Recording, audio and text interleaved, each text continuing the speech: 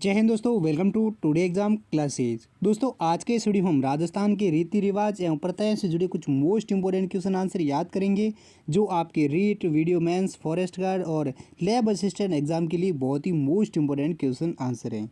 अगर दोस्तों आप भी इनमें से किसी कॉम्पिटिशन एग्जाम की तैयारी कर रहे हैं तो इस वीडियो को लास्ट तक जरूर देखें और राजस्थान के रीति रिवाज एवं प्रथाएं से जुड़े कुछ मोस्ट इंपोर्टेंट क्वेश्चन आंसर को जरूर याद करिए, क्योंकि दोस्तों रीति रिवाज एवं प्रथाएं से जुड़े क्वेश्चन हैं तो आपके हर कॉम्पिटिशन एग्जाम में 3 से 4 क्वेश्चन जरूर देखने को मिलते हैं, इसलिए इन सभी क्वेश्चनों को आप जरूर याद करें।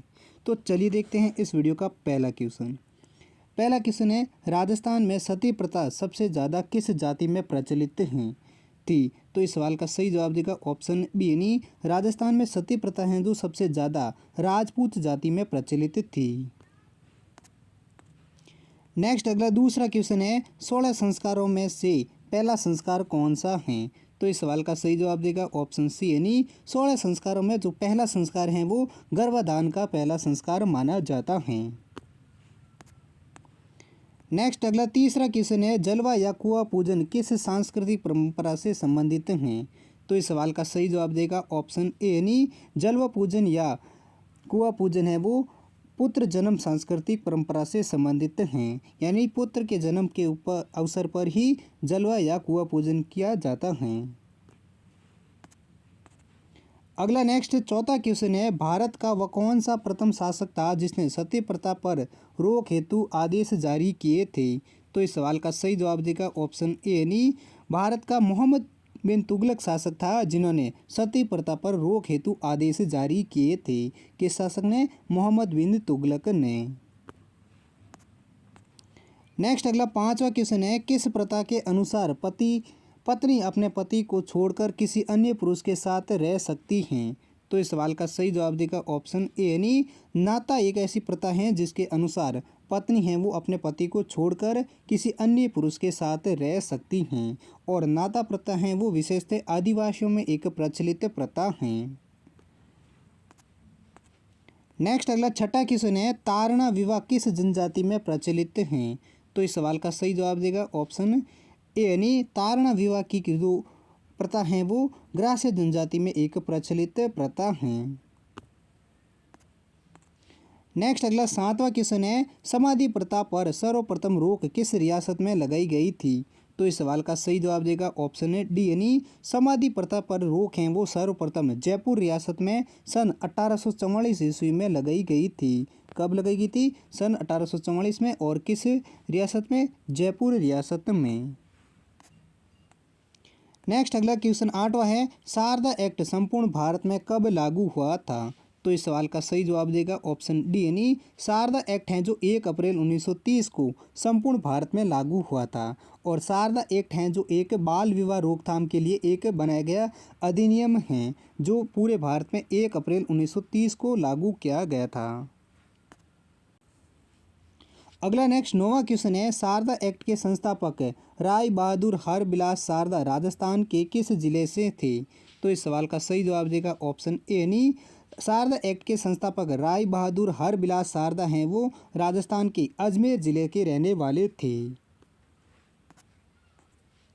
नेक्स्ट अगला 10वां क्वेश्चन है, राजस्थान में प्रचलित मृत्यु भोज का अन्य नाम क्या है? तो इस सवाल का सही जवाब देगा ऑप्शन ए, यानी राजस्थान में प्रचलित मृत्यु भोज को अन्य नाम मौसर के नाम से जाना जाता है। नेक्स्ट अगला 11वां क्वेश्चन है, हिंदू कानून की आधारशिला व पोषक की किस दस्तूर से जुड़ी अवधारणा है? तो इस सवाल का सही जवाब देगा ऑप्शन सी, यानी हिंदू कानून की आधारशिला व पोषक हैं वो पगड़ी रस्म की दस्तूर से जुड़ी एक अवधारणा है। इसी प्रकार अगला 12वां क्वेश्चन है, राजस्थान में बंधुआ मजदूरों को मुक्ति दिलाने हेतु सागड़ी निवारण अधिनियम कब पारित किया गया था? तो इस सवाल का सही जवाब देगा ऑप्शन सी, यानी राजस्थान में बंधुआ मजदूरों को मुक्ति दिलाने हेतु सागड़ी निवारण अधिनियम है जो साल 1961 में पारित किया गया था। नेक्स्ट अगला 13वां क्वेश्चन है, आदिवासी लोगों में प्रचलित लीला मेरिया संस्कार का संबंध किससे है? तो इस सवाल का सही जवाब देगा ऑप्शन है बी, यानी आदिवासियों के लोगों में प्रचलित लीला मेरिया संस्कार हैं वो विवाह से संबंधित एक संस्कार हैं। नेक्स्ट अगला 14वां क्वेश्चन है, डाकण प्रथा को सर्वप्रथम गैर कानूनी कहाँ से घोषित किया गया था? तो इस सवाल का सही जवाब देगा ऑप्शन ए, यानी डाकण प्रथा को सर्वप्रथम गैर कानूनी है वो उदयपुर से घोषित किया गया था। और कब किया गया था? ये किया गया था 1853 में इसको गैर कानूनी घोषित किया गया था। और डाकण प्रथा है जो मीणा और भील जनजाति में मुख्य रूप से ये प्रचलित थी।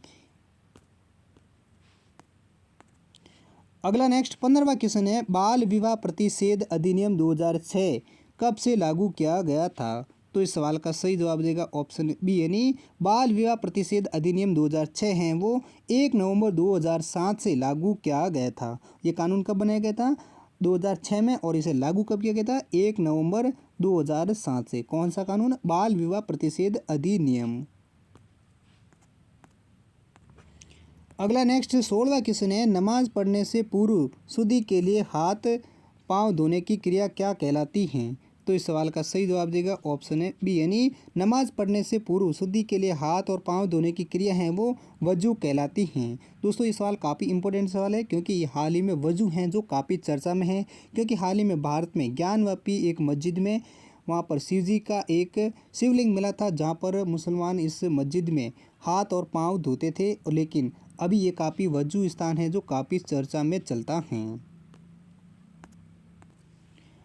नेक्स्ट अगला 17वां क्वेश्चन है, बाल विवाह पश्चात वयस्क होने पर वधू द्वारा ससुराल जाने की प्रथा क्या कहलाती है? तो इस सवाल का सही जवाब देगा ऑप्शन ए, यानी बाल विवाह के पश्चात वयस्क होने पर वधू द्वारा ससुराल जाने की जो प्रथा होती हैं उसे गौना या मुकलावा के नाम से जाना जाता है। अगला नेक्स्ट 18वां क्वेश्चन है, राजस्थान में सर्वप्रथम किस राज्य में सती प्रथा को गैर कानूनी घोषित किया गया था? तो इस सवाल का सही जवाब देगा ऑप्शन है ए, यानी राजस्थान में सर्वप्रथम में बूंदी राज्य में सती प्रथा को गैर कानूनी घोषित किया गया था। कब किया गया था? 1822 में किया गया था। और पूरे भारत में राजा राम मोहन राय के प्रयत्नों से लॉर्ड विलियम बेंटिक ने 1829 में सरकारी अध्यादेश जारी कर इस सती प्रथा पर रोक लगा दिया था। और सर्वप्रथम कहाँ पर? बूंदी राज्य में लगाया गया था। दोस्तों ये लॉर्ड विलियम बेंटिक के द्वारा ये कहीं पर 1829 बताया जा रहा है और कहीं पर 1832 बताया जा रहा है।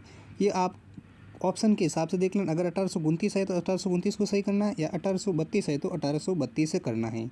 जो पूरे भारत में सती प्रथा पर रोक लगाई गई थी, लेकिन सर्वप्रथम है वो 1822 में बूंदी में सती प्रथा को गैर कानूनी घोषित किया गया था।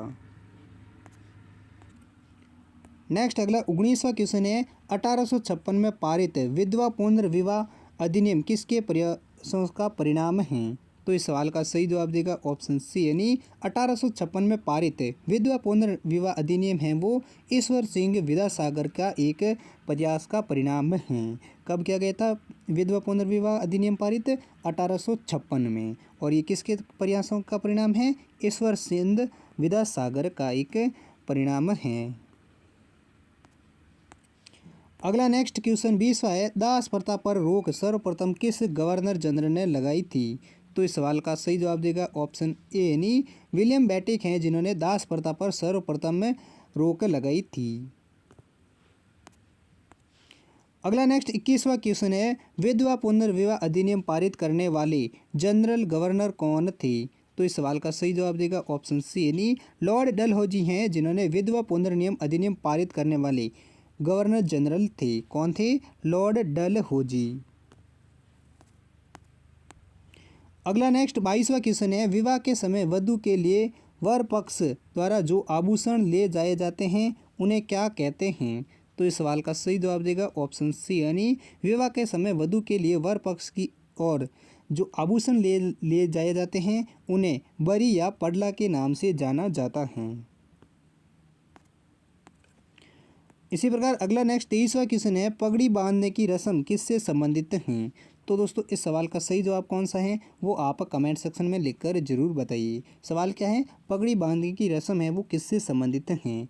ऑप्शन ए कुआं पूजन, विवाह, मृत्यु या इनमें से कोई नहीं। तो दोस्तों इन चारों में से कौन सा सही है वो आप कमेंट सेक्शन में लिखकर जरूर बताइए। और दोस्तों ये थे राजस्थान के रीति रिवाज एवं प्रथाएं से जुड़े कुछ मोस्ट इंपॉर्टेंट क्वेश्चन आंसर जो आपकी REET, forest guard, VDO mains, lab assistant जैसे एग्जाम के लिए बहुत ही मोस्ट इंपॉर्टेंट क्वेश्चन आंसर थे। उम्मीद करता हूँ ये सभी क्वेश्चन आपको अच्छे से याद हो गए होंगे। अगर याद हो गए तो इस वीडियो को लाइक, चैनल को सब्सक्राइब जरूर कीजिए। और दोस्तों इन सभी क्वेश्चनों का PDF है वो आप हमारे टेलीग्राम ग्रुप से डाउनलोड कर सकते हैं, जिसका लिंक आपको हमारी इस वीडियो की डिस्क्रिप्शन में मिल जाएगा। जल्दी से टेलीग्राम ग्रुप को ज्वाइन कर लीजिए और इन सभी क्वेश्चनों का PDF भी डाउनलोड कर लीजिए। हम मिलते हैं अगली वीडियो के साथ, तब तक के लिए जय हिंद, वंदे मातरम।